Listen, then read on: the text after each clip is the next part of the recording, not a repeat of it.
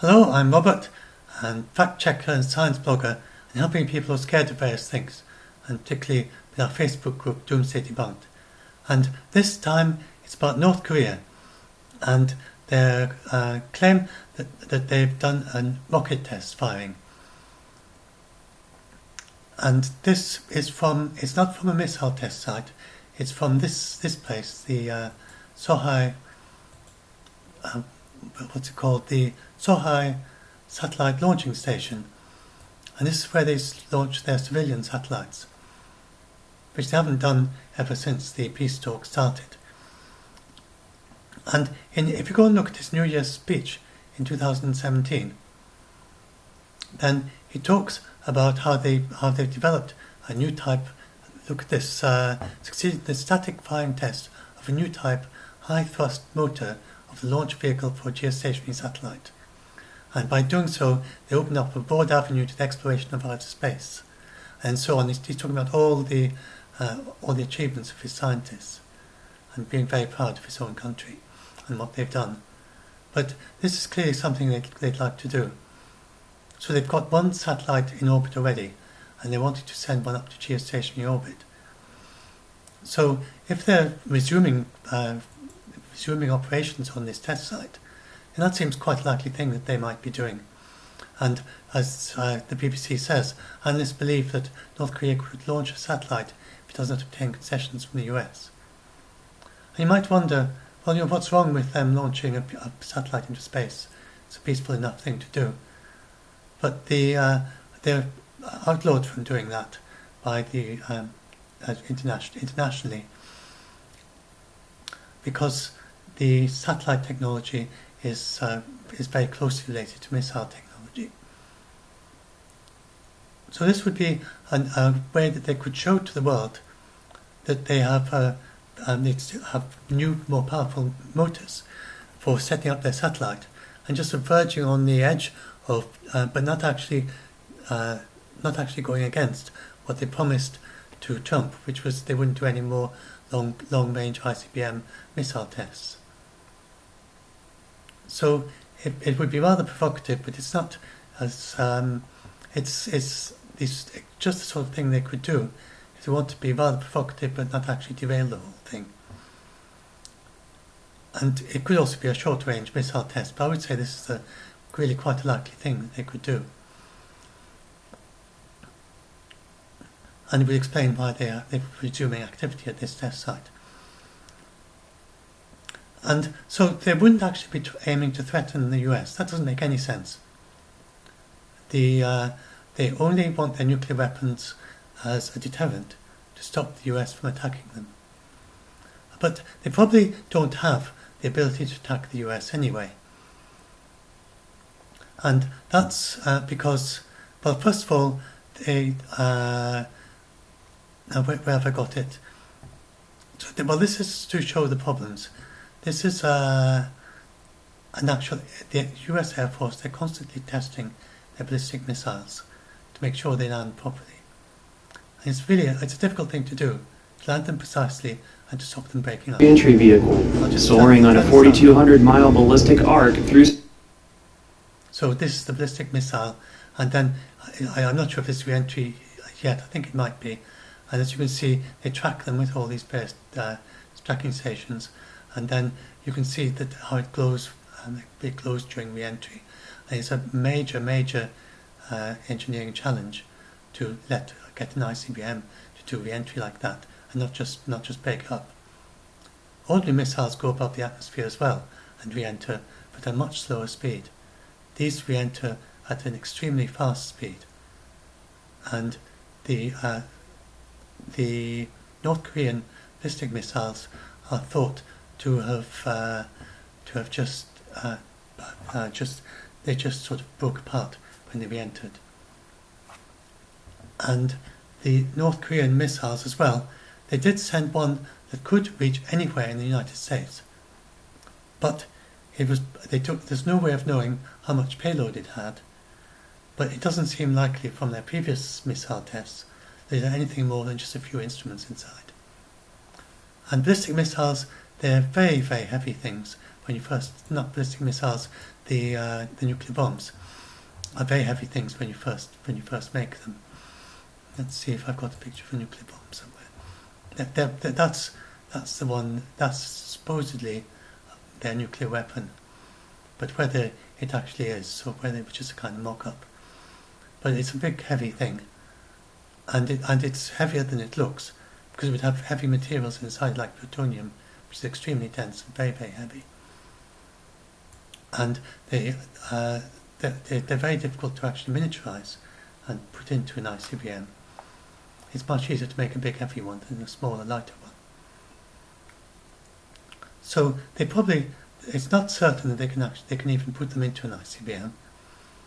And if they can, then it's very likely that the ICBM, it's pretty certain that the ICBM can't. They haven't mastered the re-entry yet. They just haven't had many tests in which to perfect that. And the tests they've had, the last one, it seems to have just burned up on re-entry.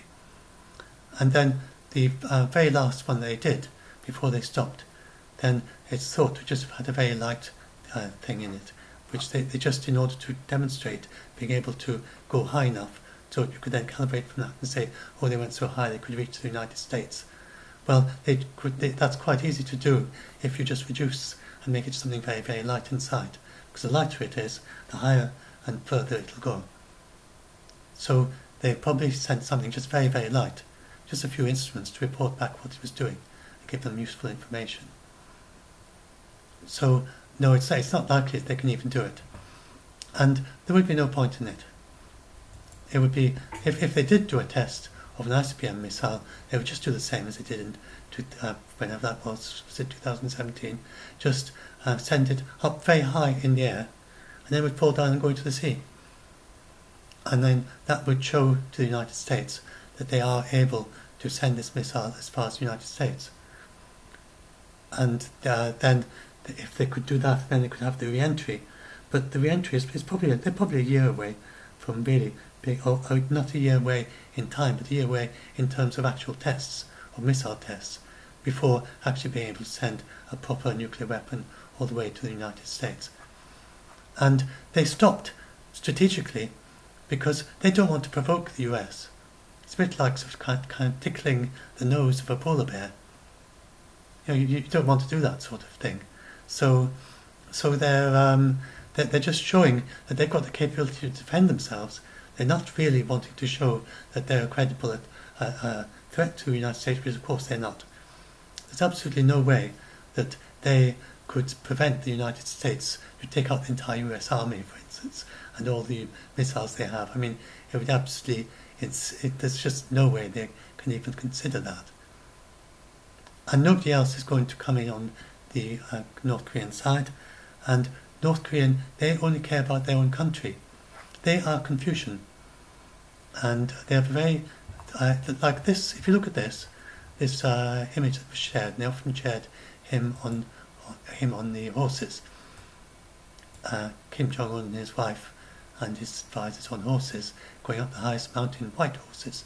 This has a symbolism, a Confucian symbolism, or a symbolism of the foundation of their empire. There's a little story here somewhere. I think it's on this page. Where is it? The Korean symbolism of the white horse.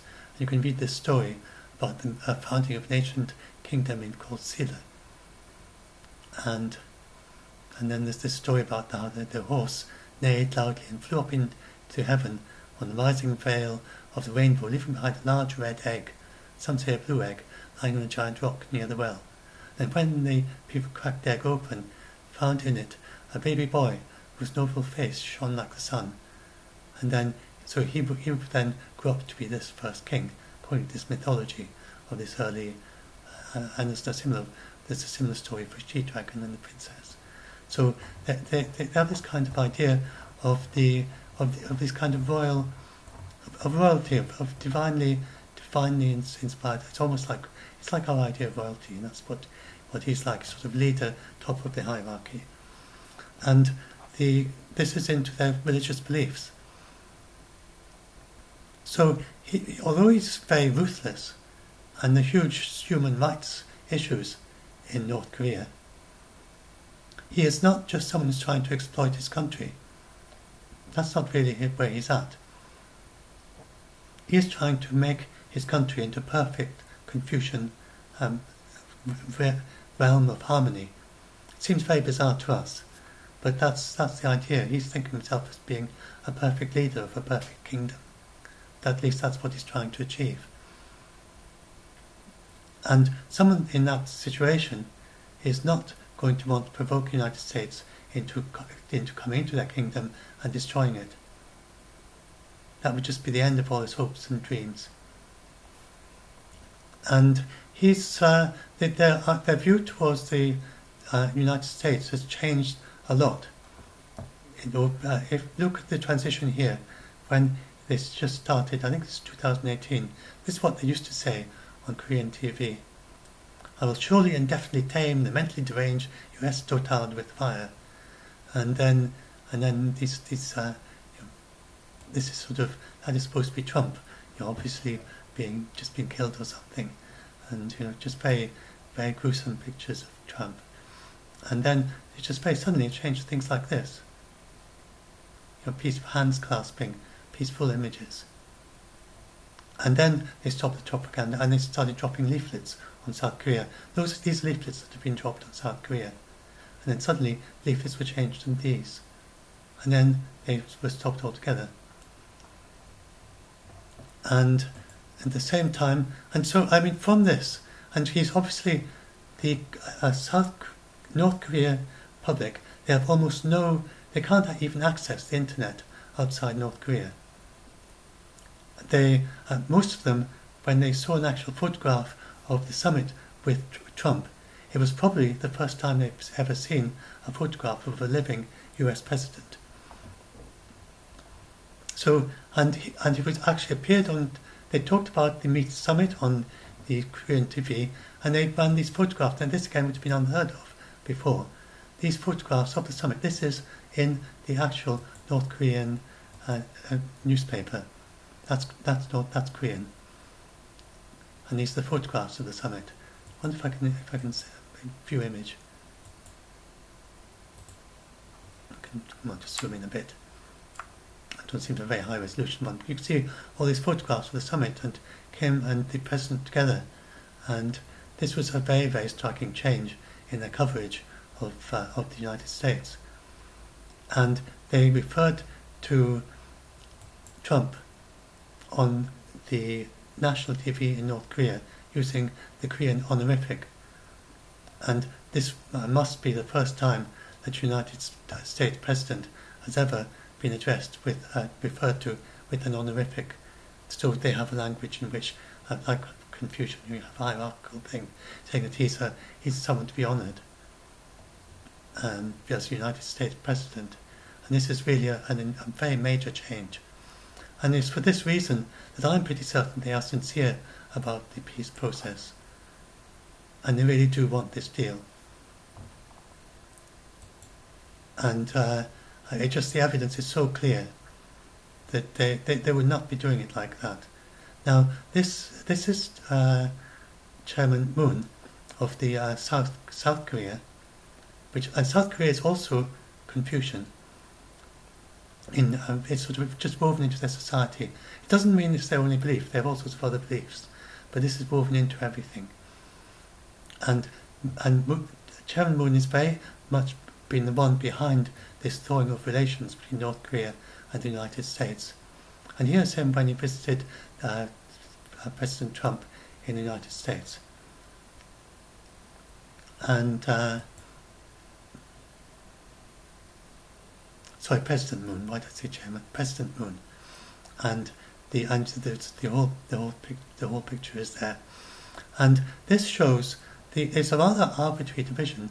Originally, at the end of before the Korean War, then they just divided a couple of US Army people, just drew a straight line across the country and said that's North Korea and that's South Korea, and divided them into two countries. Then we got the Korean War, when North Korea invaded South Korea. Then they were fought back, and then this boundary formed. But they're essentially the same people. It's just been split, and the people there, someone living there, and their cousin or their grannies, children, grandchildren, and so on. They're all over in North Korea, or vice versa in South Korea. And it's very, very strong wish for unification. And this is a very dramatic image. It shows how different North Korea is and South Korea in terms of technology. South Korea is one of the most technologically advanced countries in the world. It's equivalent to, it's like Japan.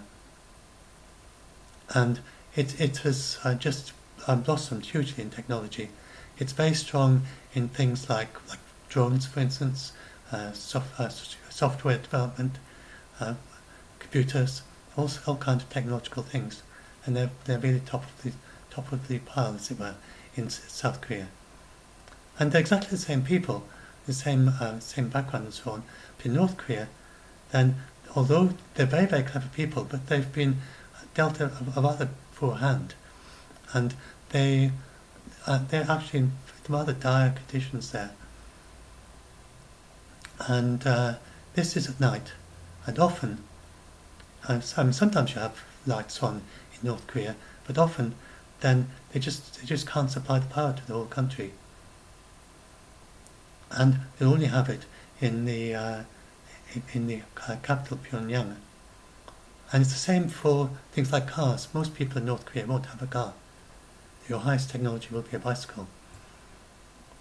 You won't have tractors in the fields, because the farmers can't afford tractors, and isn't the fuel for them.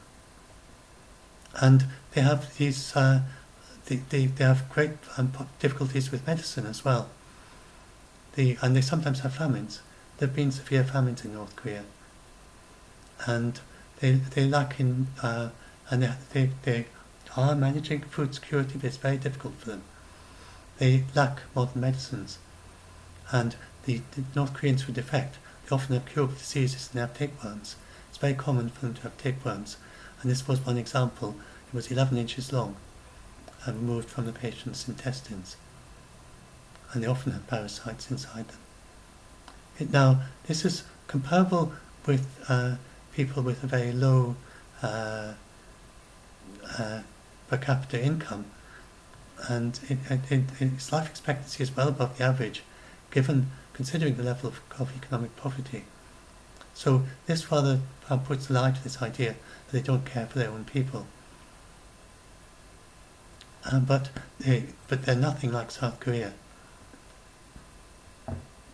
And they do have these huge human rights problems for anyone kind of steps out of the ideas of their ideology. And so, but what both sides hope for, and this would seem very surprising to us, is that they both want reunification. It seems such extraordinary. This is a modern democracy, and this is almost like a dictatorship. I mean, to the West it seems like a dictatorship, and very ruthless. And yet they have a lot of ties, and what both sides want, especially the older people in South Korea, and just about everyone in North Korea, or people who've been asked, people who travel to China, and then they are asked, what do you want? And they want reunification with South Korea. And they don't actually care very much. It's not so important that the regime survives as that they can become a single country again. And they, of course, famously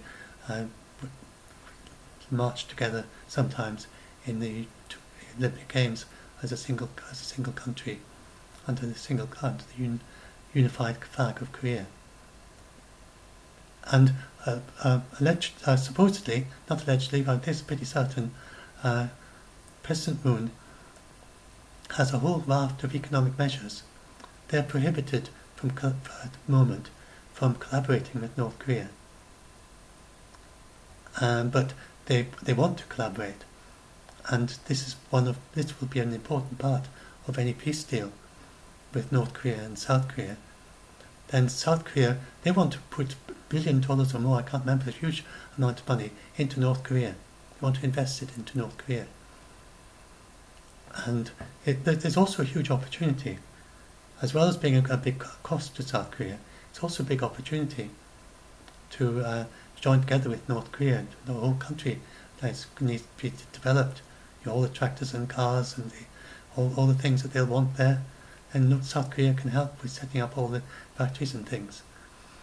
And they would start off small with collaborative ventures, which they've already done in a token way, but they had to close that down. So there's a huge benefit for North Korea, and there's a significant benefit of South Korea as well in the long term of the reunification and working together. They would not expect to end up as a single country anytime soon. It's not like you sign a peace deal and then a year later you're a peaceful country, all under one government. That's not likely very soon. But that's what they want to work towards, step by step, step by step by step. Starting with more and more cooperation between the two countries. And I've suggested, I actually made this suggestion first myself. I didn't see anyone else do this suggestion, and then I saw a paper by some experts who made the same suggestion. So North Korea is actually more advanced than South Korea in its satellite launching. And South Korea also has a spaceport, and this is South Korea's satellite launch. And it hasn't been as successful as North Korea, but it's got a better spot because it's closer to the equator. And the closer you are to the equator, then the better you are able to launch satellites into space, because you get a little bit of extra boost from the spinning of the Earth. And that would be a very natural venture for them to come to. So that's where I suggested it. And then later I found that some experts already suggested this. So this is then about how they're going to denuclearize. In fact, I've got quite a lot of details there about how they would denuclearize. So they are not going to be able to denuclearize instantly. It's just not possible. So this very idea that all the grumbling has been about, that they would instantly denuclearize. So they also want to create a nuclear-free zone in the Koreas. So the whole Korea would be a nuclear-free zone, both north and south. And then, yes, these are the steps towards. So these are the things they would have to do to actually. Maybe that's something not expanding. Maybe I've got a better example at the end of this. Where's the space program?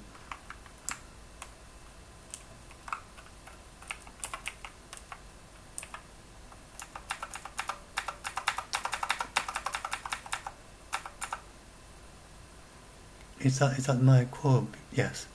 My core one will allow me to magnify that picture, which I couldn't in that one. Yeah, it's the same article. Right. So I click on that. I think that'll now magnify.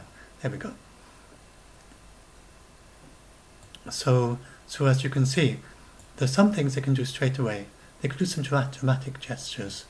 They could he can demolish this new. He's recreated this thing that he voluntarily destroyed. He could now make that as a bargaining chip for the next summit, and say, I will promise to demolish my civilian space launch facilities. So these sort of things they could do in less than a year, but the various other things that would take 2 to 5 years, and to completely eliminate it is not likely before a decade. So the whole process would finish probably about 2030 if they start now, 2030 if they start in 2020. But within a year, if we get to the point where it's pretty obvious that they are not a threat anymore, and then gradually, then they would demolish more and more. So now this is where we get to the big controversy between North Korea and the United States. United States is saying, you've got to eliminate your nuclear weapons, and then we will stop the sanctions. And North Korea say, no, we can't wait until then. We want to get we want reduction of sanctions right away. And we also don't trust you, because they've seen the United States invading Libya and invading Iraq And so if they give away their nuclear weapons, they feel that there's a big issue of trust there as well. And will the United States kind of change the treaty and or some future precedent or something? So they're saying you've got to reduce the sanctions at the same time as we reduce our nuclear weapons. And as you can see, with it being such a long process, it is actually not even realistic. They simply can't go to there in just. That is not a thing you could expect. That they spend 10 years denuclearizing, and at the end of that, the sanctions are finally dropped. That is not possible. So it's obvious it has to be phased. So it's really a bit of a technical thing about how quickly does it phase. How much phasing, how much denuclearization do they have to do before they get sanction relief. So it's a little bit mischaracterized. And this is the shortest, this is a very fast denuclearization. And it involves having inspectors. They can have inspectors there very early. So really it's a rather funny, quibbly thing in a way, because it's obvious it has to be phased. And it's just a quibbly thing about how quickly they do the first bit of denuclearization and at what point you get some sanctions relief. And that really is what it's been stuck on all this time. And so hopefully that can get sorted out. I think with goodwill on both sides, there's no reason why it can't be sorted out. And so then these experts were saying that if you do this process to complete denuclearization and stopping all missile tests, and North Korea is going to have a whole lot of unemployed missile engineers and a whole lot of unemployed experts making nuclear weapons. And if you don't give them good, well-paid jobs, then they're going to want to try and emigrate, and they'll get out of North Korea in one way or another and get themselves well-paid jobs in other countries that are looking for nuclear engineers and missile engineers, like Iran, say, or some other countries like that, whichever countries want them. So, not all of them. I mean, some will be very loyal and want to stay and so on. But it is a proliferation risk to just suddenly stop something like that without planning what you're going to do with all the experts that come out of that. So these people are saying that these unemployed experts should be employed in a space program, a United Space program like this, and that would take up an awful lot of their expertise. And so where do I have a quote from them?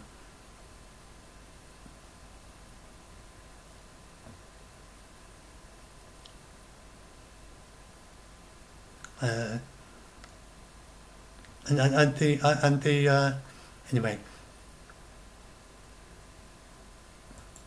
but it's not even possible. I think I'm summarised that not very well. It's not even possible. You just can't do it. If you need to have all the experts on board to do a fast denuclearization, because they know where all the equipment is, they know what they've done, and they can take apart and dismantle the things that they've built much more easily than someone coming in and not really quite sure how they work. And so they would be quite well employed at the beginning, but then gradually they're not going to be needed anymore. And anyway, so yes, there's the plan. And finally, to redirect to civilize. So there's the plan. In 2 to 5 years, declare and reduce nuclear weapons, agree not to export any sensitive technology, and finally redirect to civilian programs, and that's later on. And agree never to test nuclear weapons, and that's in the second half from 6 to 10 years. So the rollback would employ quite a lot of them, would employ the experts in doing all the dismantling, because it's quite difficult, quite technical work. Then after that, then you get your civilian programs coming in, and we redirect to civilian programs. So this is scientists, engineers, techs, assist in halting operations, assist in rollback, redirect to civilian programs. And so that would probably be the space programs combined with South Korea. And then it would also be things like nuclear plants as well, if they were doing that. And generally, there would be all sorts of different new civilian programs. So this is definitely possible. It's and it's a huge plus to both South Korea and North Korea. And then this will become just a white with electricity on the north side as well as the south, unless they do energy saving lights to protect the dark skies with shades on top of them. Anyway, so that is what they want, and I'm sure they're sincere about this. And so with that background, I hope you can understand now that then they're just not. So what can they be planning? So they're going to be preparing for a satellite, yes, and they would not be doing this to threaten anyone. This absolutely makes no sense at all. It doesn't fit their aims, their background, what they're trying to do. And it would have some military use. It would be basic spy satellites, and they do have this satellite already, KMS-4. You can go and look where it is at any time. This is the North Korean satellite, and if you're an astronomer, you could go and look out for it. You'd be able to see it. This is their satellite they've already launched. I think they launched several, but this one is still in orbit, and you can work out. In fact, this will tell you where it is, just now. That's it's just slowly flying over South America at the moment. That's the direction it's flying, I think.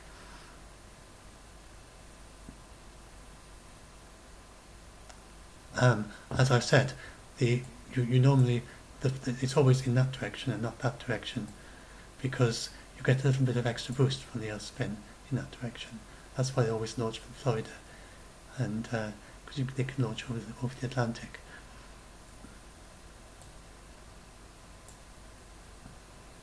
So now, what else do I need to talk about?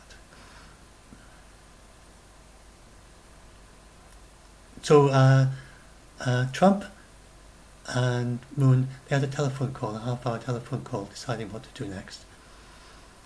And the reason that the North Korea is so keen to do something quickly, and they've set this deadline for New Year's Day.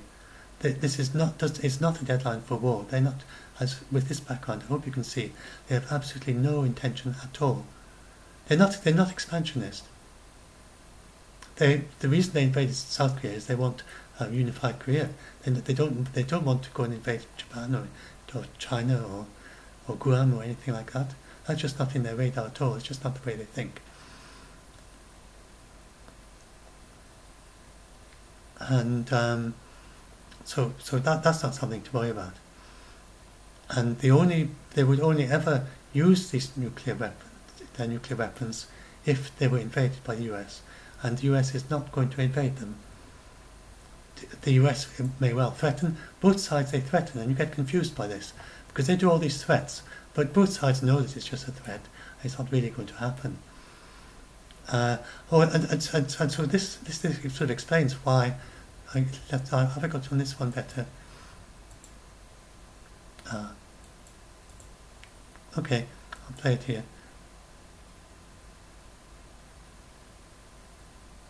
So I'll just leave that running. So these are some. South Korea is one of the most beautiful places in Asia. It's very attractive. There's lots of old temples and old monuments and fascinating landscape. And it gets a huge tourist influx.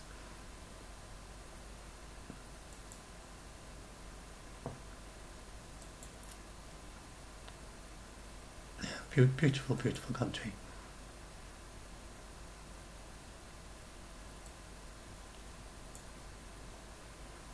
And North Korea is rather pretty too. It's got some beautiful beaches and things. So it's not lots of mountains, and it's very scenic. I don't know if I got any pictures here, but I mean you get a rough idea from that picture at the top of them. It's riding through the woods and above Mount Picture, and they have these long. Do you have a picture of the beaches somewhere? I think I have a picture of the beaches down here somewhere. I think let's do that one. no, it wasn't that one. Anyway, there we are. That's a North Korean beach, and so it's got great potential for tourist resorts, just like South Korea has.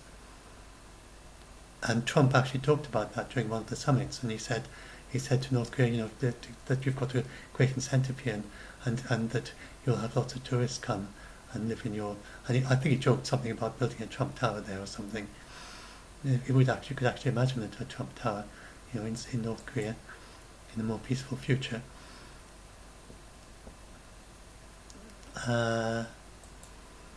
So North Korea it's a very beautiful country, and South Korea is as well, and South Korea and the North Koreans are very cheerful people, and they're not the kind of grim people you would think. Apparently they're kind of quite jolly. So and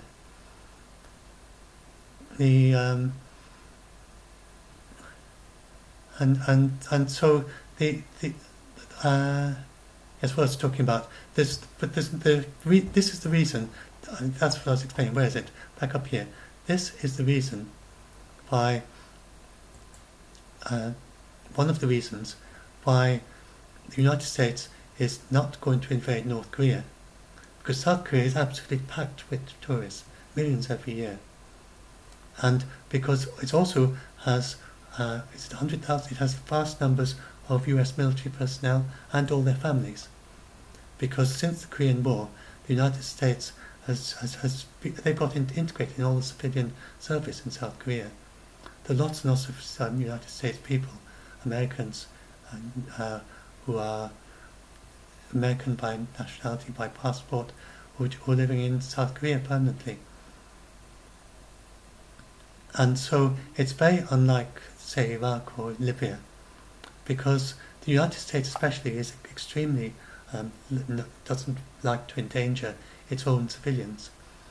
And its own civilians would be hugely endangered by any war involving North Korea. And all the tourists from Asia and from Japan and China, they'd all be very hugely endangered as well. And just the act of saying to the just saying to the world, we are going to invade North Korea and please evacuate from South Korea, that would be a huge economic effect. They can't really say that. That's inconceivable that they say that. The millions of people and just basically shut down the economy of South Korea.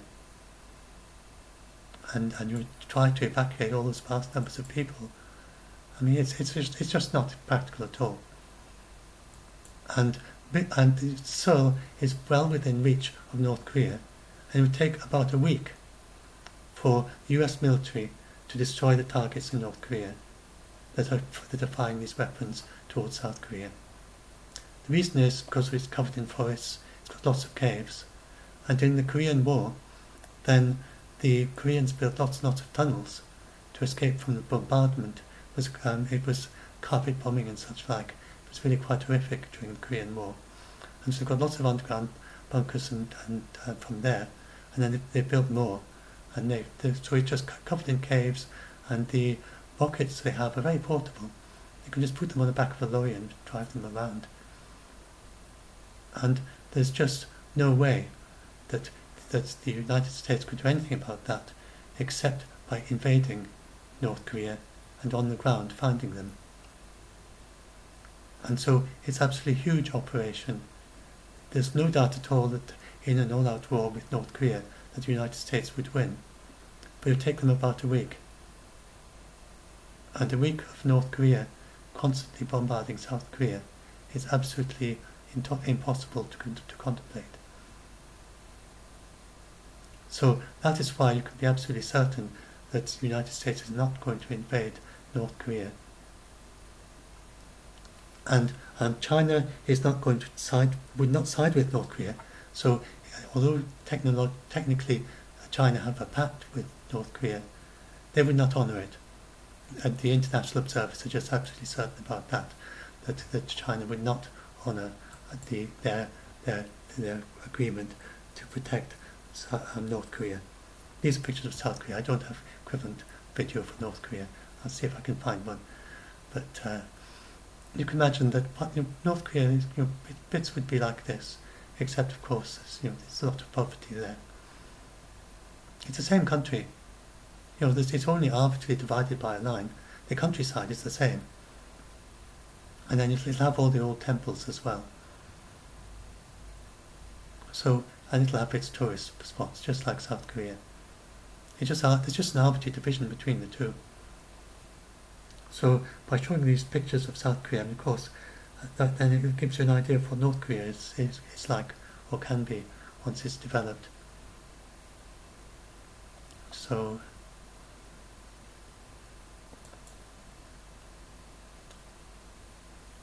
that's that. Yes, say 1,780 US tourists arrive in South Korea on average every single day. So it's a vast amount of US tourism. Over 650,000 US tourists visited in 2016, and it has 150,000 US citizens, many of them civilian. And this is what's different from the other places that the US has invaded recently, like Libya and Iraq. And Trump himself said in one of his after one of the summits that he talked about the millions of people in Seoul, and how it was just impossible for the US to to attack North Korea.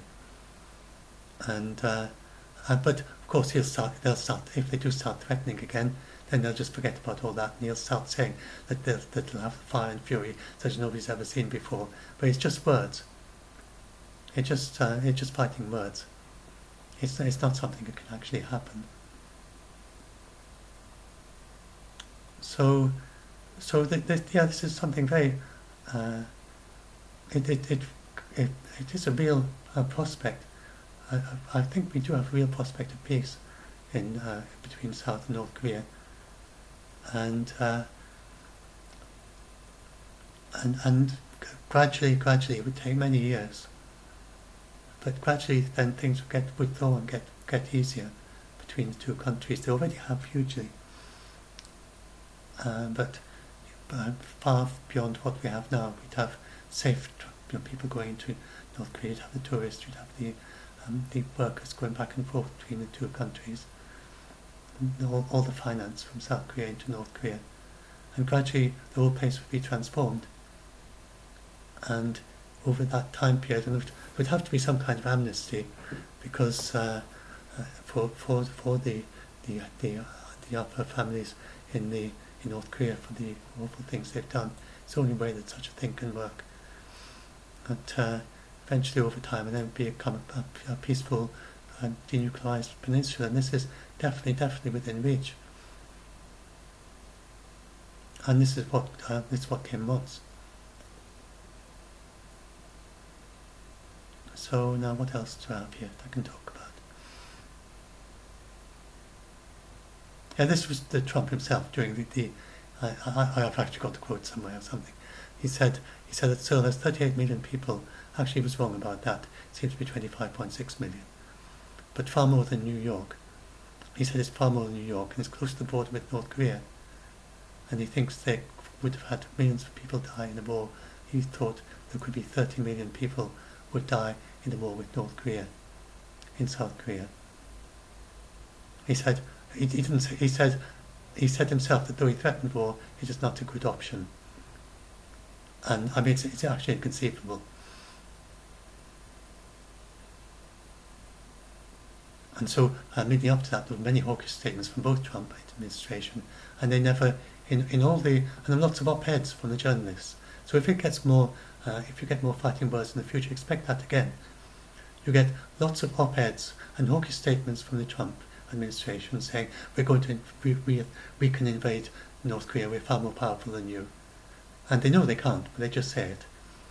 And then you get the journalists writing these long, hawkish journalistic articles of opinion pieces saying that the United States could invade North Korea. But they know they can't. Now you can tell the difference between the ones that are honest and the ones that aren't. The ones that are basically kind of propaganda. The ones that are telling it for true are the ones that mention the civilians. the ones that are hiding things from you, they never mention the civilians because they don't have a solution. So they just don't mention it because there's no solution, there's no way. You can't evacuate them, and you can't go to attack North Korea and risk 30 million people, 30 million civilians dying. So there's no solution, and they cope with that by just not mentioning it. So that was why at the time, long before the summit, I'd worked out just by reading the articles that the people who were saying they can't do it, then they were the ones who were obviously telling the truth, because the other ones, they had said they could do it, and they didn't mention the civilians, and that's how you can tell. It's like with junk science, that if you get the scientists saying these are all the problems with this scientific idea, and the people who pursue that scientific idea and they never mention the problems, and they obviously know about the problems but just don't mention them, that is junk science. This is junk politics, basically, or propaganda, as a more polite word for it. You get a lot of either junk politics and propaganda about the United States and North Korea. So please don't be taken in by that. And many of the more knowledgeable readers will know that it's propaganda and it's not in fact true. And so basically what you have there is a stalemate. And again, I don't need to magnify that because it's already full size.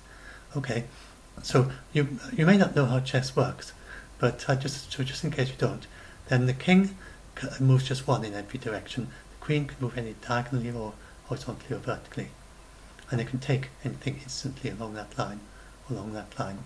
In this situation, then the queen, if this king moves here, the queen can take it. King moves there, the queen can take it. The king moves there, the king will take it. It is not permitted for a king to move into check like that. So the king has no move.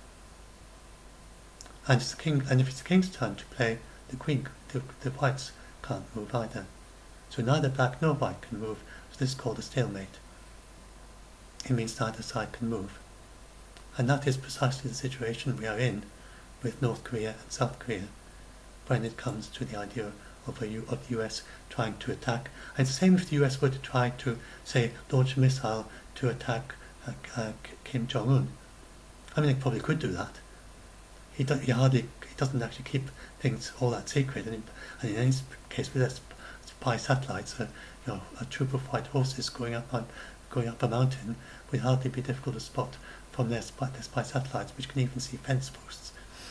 So, big posts they can see. They would certainly be able to spot that there's a troop of horses going up North Korea, up the mountain. So but they're just it's being conceivable because there would be an instant attack back on South Korea and the war would start. So you're not going to have that.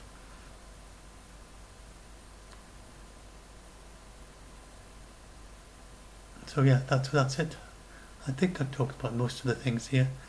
So I say, it's a bit like saying you could evacuate London. Technically you could, realistically you can't, because of the mass panic and devastation to the economy. And also, just to say, he is like a monarch, really. He's the hereditary ruler of his own country, and he has countrywide support, and he just wouldn't be able to lead in the way he does without very strong, widespread strong support from his own people. So there are plenty of people there grumbling, and who are saying they're having hard times and so on, but it's not like he's not kind of holding them down with some kind of soldiers going around sort of shooting anyone that moves, as it were. Although they have strong police force and they very strong rules and everything, but it's very hierarchical. But it's not quite like you sort of imagine it. He does have quite a bit of support from his own people, and of course they don't know much about the world outside of that. And so, like or not, the US has to negotiate with him. And then, I'll just say this last thing, and then go back to this picture of him on his white horse. No, that's not in that one, that's in another one. Him on his white horse. So, I think the one big thing that Trump did, so there are many things in Trump's policy, I think just about almost anything, just because of my own political leanings, I would just not agree with Trump. But I think the one thing that he has done that is really good is this what he's doing with Korea, what he has been doing with Korea. Because although with a completely different background and completely different reasoning, he has a kind of intuitive understanding of their wavelength. Because they have this idea that that it's the people at the top that matter. And the negotiators say that you can talk to the underlings and they can say things, you can say things. It really, none of that matters unless it's supported right from the top. So some of the ways that people, it's the difficulty of negotiating with Confucian society really. It doesn't really work quite the same way as with other societies. Absolutely, at some point, the President of the United States has to sit down and talk with the leader of North Korea, and that was Trump's insight basically, because that's you've got to go to the top if it's a Confucian society, and so they will have to have a meeting again. I think that they should have President Moon there as well. So I think it's a great shame that he's just advising. He's not actually there on the spot. That's my own personal view on it. I think he should be there along with because they understand each other, because it's the same country, because they're both Confucian. They both speak the same language. They have the same legends. They have the same cultural background. The same religious ideas. They probably have the same songs and things. Same cultural background, and I think all that combined with Trump's sort of natural way of getting on with North Korea, for whatever reason, he has a very strong intuitive understanding of how they're working. His intuition I thought was shown best with the movie that he showed. He did a special video just for the summit, in which showed all the in the first summit, in which he showed all the wonderful ways in which North Korea would be transformed in a future in which they came together. And to us, it seemed like very cheesy in a way, but it's the North Koreans absolutely love these gestures, and they have professional filmmakers that make Hollywood-style movies, and they did a Hollywood-style movie of the meeting of Kim with Trump, which they then showed. And Trump made a Hollywood-style movie of how all the wonderful things would happen in North Korea as a result of the peace deal. So I think he's very much on their wavelength. He understands where they're at, and he was able to produce this movie, which was just the right thing for the North Koreans, just their sort of thing that they would just love to see. And he showed that to them during one of the summits, and so I think he's got actually a better understanding and a better way of working with North Koreans than almost any possible president in the United States could do. So it's no wonder that they want to do a deal with him before the end of his first term, because it's not at all clear that he's going to have a second term. At least that is how they would read it. And for most presidents, it'd be pretty much assuring for the second term. But everyone is saying it's certainly going to be a highly contested election. And also this whole thing about the impeachment. So that they really want to work with him. He's on their wavelength. And then I think if only Moon was in on it as well. So this is why I don't think that they're going to go back on this. I don't think they're going to jeopardize the talks. I think that the North Koreans are just going to make some grand gesture if they don't manage to get a summit before New Year. And I think Trump on his side, he also, what could be better than a peace deal with North Korea in terms of his election campaign in election year? So I'm sure that Trump is going to do his very best to try and get a peace deal with North Korea, and North Korea is going to do their best to get a peace deal with Trump. but they both kind of make sure they've got lots of bargain chips, and it's really, really important for North Korea that their sanctions get eased. That is absolutely top of their thing, and they do not feel safe just denuclearizing under sanctions. So anyway, hopefully that helps a bit, and President Moon is certainly the key to all this. He understands North Korea. He gets on well with the United States, and he gets on well with Trump. And Trump and President Moon are talking to each other about this. And President Moon, he has a hotline to Kim Jong-un if he wants to use it, which was put in after the summit. So there's no, and of course Trump and Kim Jong-un, they're constantly, not constantly, I mean, as presidents go, I mean they've sent quite a few letters back and forth between each other. So anyway, I hope that helps all of you to be a little bit more positive and less scared about this. And there's no way they're going to that Kim Jong Un is going to attack the United States. Just inconceivable. And you don't have anything to worry about at all on that line. And I think the main thing is, will they indeed manage to keep going with the peace process? The very worst is that for some reason they don't, and then North Korea becomes another nuclear power that is just a permanent nuclear power, like Pakistan is, for instance. And it wouldn't be war even then. But I think that we have a great prospect of peace, and I do hope that this does go ahead.